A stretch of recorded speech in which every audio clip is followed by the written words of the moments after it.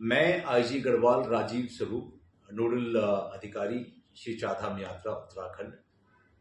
सभी को हम सूचित करना चाहते हैं कि हमारी ये जो वर्तमान की चारधाम यात्रा है सुचारू रूप से चल रही है।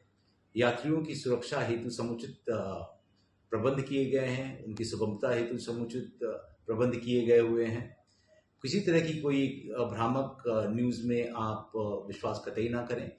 और अगर कोई भी आपको हेल्प की ज़रूरत है या कोई इन्फॉर्मेशन चाहिए तो उसके लिए हमारे कंट्रोल रूम 24/7 काम कर रहे हैं, जिनका नंबर मैं आपको बता देता हूं।